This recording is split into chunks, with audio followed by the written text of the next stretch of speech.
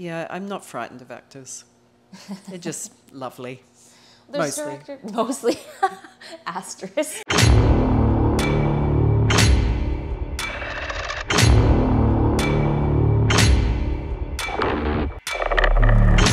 Okay, so you're saying this is the first time that you've watched this movie in 10 years? Yes. Not just with an audience, but just period. Period.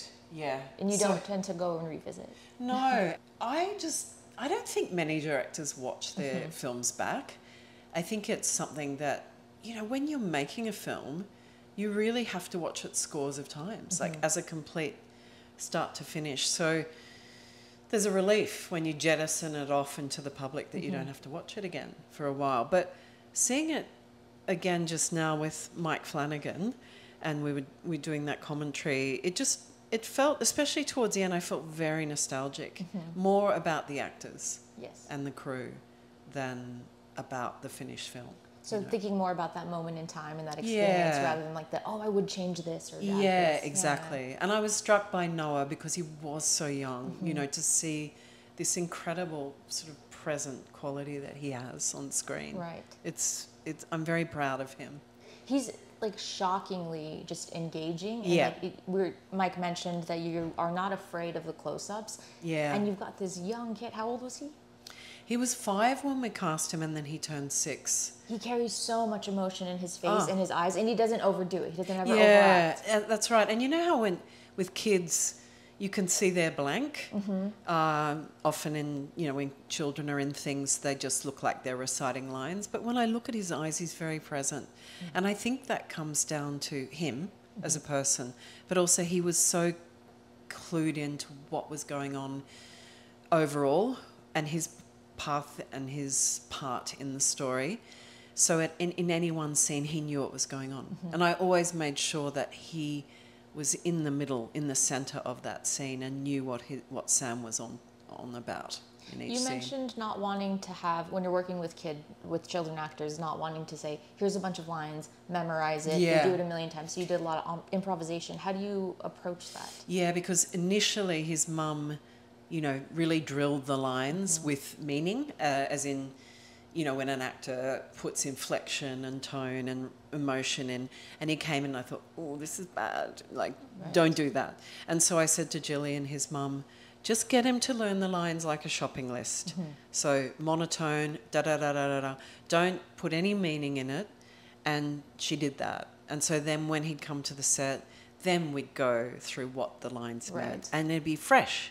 So, it's not about him having learnt it 12 hours ago. And another thing that I found really distracting with Noah was I could tell when he'd been looking at a screen. So on the phone or on an iPad or whatever, he had this kind of zombie look. And so I banned during the day. He was not allowed to play on tablets or phones because he looked vacant. Yeah. And he wasn't present. So yeah, he could play games and read or do other things, but he couldn't be on a tablet. That's interesting. So he'd come a little zombified, and you're like, okay, yeah, they were the first week, and that was like, nope. And I thought, I think it's Tarantino that bans phones on his films, and I really understand why, because we're not any different. I think we do it too. I'm guilty of it, I'm sure. Yeah, this sort of stupefied, zombie look. That's just my face. No. Wasn't referring to your lovely face. Yeah. Technology is weird for actors. I imagine that. And you say that because you came from an acting background. I didn't know that. I didn't realize that. Yeah. I think it's given me a lot of confidence with actors. It's enabled me to push them in a way that maybe some other directors might be frightened to do that. But yeah, I'm not frightened of actors. They're just lovely. There's mostly asterisk. Yeah, mostly. Who lands in not mostly? Just curious. But there are directors who approach very, very from a technical aspect. Yeah. And they don't engage much with the actors. And maybe not every actor needs it. Maybe some actors show up and they don't need that back and forth. Yeah. But I feel like some actors maybe want that. I think most actors don't appreciate that. Give feedback. Tell me, was it good? Why? Would you want me to do it different? I mean, I remember going into an audition I think it was for a commercial or something when I was just out of drama school. And the guy, the director, was sitting by the window with sunglasses on inside. I thought, you're a dick. He's and very cool. Yeah, obviously. And so I dealt with a lot of, on the receiving end of directors, just not knowing how to direct. Actors need direction. Yes. Even the ones who think they don't, they're better off with it, and then you can leave them alone. And it does need to be a lot, but, you know, it's, yeah, I mean, directing actors is an underrated kind of skill. Right. And I think that builds trust, too. Yeah. Like, you have to be very vulnerable to act, especially in something like this. Yeah, like, do you have a definitely. director who's just like, okay, moving on, and you don't know what was good about it, what would maybe could be better, like guide me, you know? Yeah, and in my next film, you know, my second film, The Nightingale, I mean, there's a lot of sexual violence in there. So I needed to really direct those actors and have them feel safe. And, you know, there's one big scene at the beginning, it took us 3 days to shoot in this cabin, which is violent and horrible. So we needed to choreograph it so that the actors' bodies were safe and they felt, it was mainly the men that were really shaken by that really long and confronting scene. So I knew that as an actor, I knew that would be confronting, and we worked very hard. I think we had 4 rehearsals for that, but they were all technical. Right. So they weren't, you say the line and let's just practice that over and over. It was So just so that people didn't hurt themselves physically, emotionally, psychically. Right. Yeah. That makes me happy to hear that you take care of everything. Well, I was the intimacy coordinator before that was even a thing. Yeah. You know, I was my own for the actors. They need that. Yeah. And I think that's a lot of the reason that the emotion comes across in this. Yeah, because they can let it rip if they feel safe. Yes. Yeah. And let's talk about the sound. You guys did talk about this a lot. You said, is this true? There's under 10 minutes of music in the film as a whole. Yeah. Shit. Yeah. So a lot of sound almost sounds like music, and a lot of the music sounds like sound. Right. Okay. So we tried to get it so that it blended together so you didn't know when music started. But yeah, I would say it's under 10 or under 15 max with the music. So much silence in this, and I noticed it especially sitting in the theater with an audience, how fucking silent it gets, and what that does to me. I'm either at moments kind of holding my breath, or my breathing is very measured, and I'm very aware of just like how still I'm being. Well, you think about it, when you're scared, what happens? Sound disappears, actually. Yes. If you hear someone, if you are alone at night in your bed and you think you hear footsteps walking down the hall towards your room, sound will disappear. It's an animal thing. So we are straining to hear the sounds again. And that's why I think fear rests less on music and wall-to-wall sort of scary music and more on removing sound. Yes.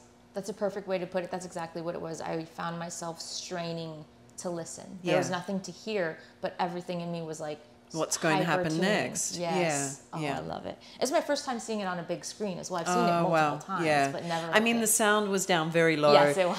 But that's, you know, the nature of a commentary. Yes. But yeah, when it's up high, I think those silent sort of sequences are even more pronounced. Yes, but even with the sound down, you guys were getting kind of like into the scene as well, because there's certain scenes you can't, and even Mike Flanagan was like, I'm sorry, I can't talk over this. Towards the end. Yes, which made me maybe even extra hyper aware of the silence, because we have commentary and I'm like, oh, this is fascinating stuff, and then I'm like, I just feel very anxious and very scared. I felt towards safe the end. I was using you guys as my crutch. So I yeah, felt safe exactly. with you walking me through it. I'm like, oh, she's telling me how this was done. Like, I see how the sausage is made. It's okay. And then I'm like, wait, no, I'm very scared. She's not talking now. She's left me in the void and the darkness and the silence. Jennifer, come back. I did not know this either. This was very fascinating. The Babadook character was played by a member of the art department? Yeah. You just tagged him in? Yeah. Okay. Yeah. Because he was, I wouldn't say freakishly tall, but 6'7" is tall. Impressively It's tall. impressively tall. That's probably a more polite way of put a putting little it. shine on And he that. was very skinny. So he had this angular, and he was a sportsman, so he knew how to move. So it was perfect. That's incredible. Let's cut out. Always like my dream is that I'll be like getting coffee on set. And or someone says, something. you. Someone's like, you want to be the monster? And I'm like, I would love to. Thank you. My moment has arrived. Yeah, Tim was pretty tickled about it. Yeah. Has he done any other creature work after that? No. Back to the art department. No. He's like, that was my one and done. That's it. Yeah. You can't really top being the Babadook. No, right? No, exactly. No, he was great. Your legacy. He was great. That's amazing. Yeah. Is it true you guys shot this in a severely haunted basement? Severely haunted is the term that you use. Yes, severely haunted. It was severely haunted. And I think it's weird that when we shot on that day, no ghosts presented themselves, but on the scout, they were everywhere. I mean, I got the photos to prove it. So please share those with us. If not now, just send them later. Yeah, I can. Cut them in. I can. I think that's amazing. Was there any challenging sequence in this that you were either surprised that you pulled off or just very proud of the fact that you managed to pull it off the way you wanted to? I think all the scenes with Sam were a gamble. I mean, as the film went along, I started to feel more confident that he could do this. And after, a couple of days, I thought, he'll be all right. But there's some pretty challenging things in there for a child, emotionally, physically. I mean, the stunt work, I'm really proud that we didn't have to alter anything in the script to keep that character complete. So it was down to that child. Yeah. And he did it. Even for an adult actor, that's challenging stuff. So it's a two-hander, to be able to do that, I was like, okay. Yeah, and Essie's a seasoned actress, and I think he held his own with her. She's terrifying in those end sequences, but she's so good at displaying the duality of the softness, which makes it softness and then the coldness, but there's still something, a soft motherliness in there, and you can feel that. Yeah. But with that wall of coldness, and then it just turns horrific at the end, but I think it's so horrific at the end because she can kind of play that duality. It makes it scarier. Yeah, I mean, as I said, I haven't seen it in 10 years, so watching her performance in the basement where she's kind of going through, I'll call it possession for want of a better term, but she's going through possession and then you see a bit of the mother come back out and then you see it disappear. It's really it's a really bravura performance in that way. Like, it's very hard to do that. That particular part, I found myself kind of feeling like a little bit choked up almost. Yeah. Because you can tell there's something in there that she wants to fight it and it's there. Yeah. But it's just not. And then when she grabs Sam and starts to choke him, it's like this thing's winning out. And it's devastating. I mean, it happens too. Just recently in Australia, there was a woman who, 2 children did not survive, and it's through psychosis. Yeah, that's very frightening. A scary thing because it's like the epitome of protector is your parents, right? So when that flips, that's always something that's just like the biggest terror. Something just innately like get shivers when you think about something like that. Yeah, absolutely. I feel like you obviously grief has existed in horror, trauma has existed in horror, but I feel like you are responsible for kind of kicking off this era that followed of like trauma horror and grief horror. Where do you think the genre is headed within the next 10 years? Or what kind of trends are you seeing and subgenres are you seeing in horror? It's hard to tell because I think all I would hope for the genre is that people write from themselves. They make films from their own experience. It doesn't mean they have to have been through what they write about, but to have a personal take on it. Because the genre is an inherently independent one. The best exponents of the genre have been fiercely independently made. I mean, look at how Halloween, the original, was made. Look at how Texas Chainsaw Massacre was made. They're not studio films, they're independent visions. And I think if people continue to embrace horror as an independent art form, that's when we'll continue to get surprising and wonderful, new films out of it. You said you had to fight to keep kind of the vision that you had intact. You had to fight a lot of the way for that. Oh, definitely. Yeah. I mean, I had people who were involved financially at the fine cut stage saying this film is shit. It's not scary, it's not this, it's not that, it's too this, too that. And it's only because I had final cut with my producer that we were able to protect the film. If that was a studio experience, the film that I made would not exist. And I don't think I would be able to, I don't think I'd have a career. It would not become a canon as it has. I mean, it's, like it or hate it, it doesn't matter. It was made independently. Yeah, and it's your movie. Yeah. Like, truly your movie. I mean, someone asked me the other day, will we ever get the director's cut of Babadook. And I said, that's it. There's no other, you know, there's nothing I sort of withheld on. Okay, I think that's honestly kind of like the coolest fucking achievement, is to say that is the director's cut. Like, that is exactly what I wanted it to be. And so is The Nightingale, and so is The Murmuring that I made with Guillermo, who fiercely protected each episode of that series and gave us each final cut. Amazing. Yeah. He seems like he would be incredible to work with, because I feel like he would just nurture you every step of the way and make sure that your vision is protected. Yes, definitely. But he also, you know, we fought the good fight together, and we had disagreements, and he would suggest things, and ultimately he would say, it's your call. And I love that. I mean, where is this happening except for with someone like him? Right. It isn't. And I think, you know, it's necessary. We need to see films that are authored by the filmmakers. Yeah. Talk to Me has been a wildly successful Australian horror film. The Philippou brothers actually worked on the Babadook, is that? They did, yeah. They worked as runners and, you know, in various departments, yeah. They speak very highly of you and that experience and you as a mentor. Oh, that's so sweet. Yeah. Which I think is very cool, because you're talking about Guillermo kind of, you know, fighting the good fight with you. And now you're fostering upcoming filmmakers, and look what they're doing. Yeah, it's important to have people that you can protect you, for sure, or inspire you, I think. Yeah. That's awesome. Yeah. I imagine being on that set and watching you kind of fiercely protect this would be, for any young filmmaker, kind of like, okay, this is what I want to do, and this is how I want to do it. Yeah, well, I hope so. You know, and that's why I think it's been harder at times to make things, because I tend to gravitate towards what I want to do, not what people expect me to make. Right.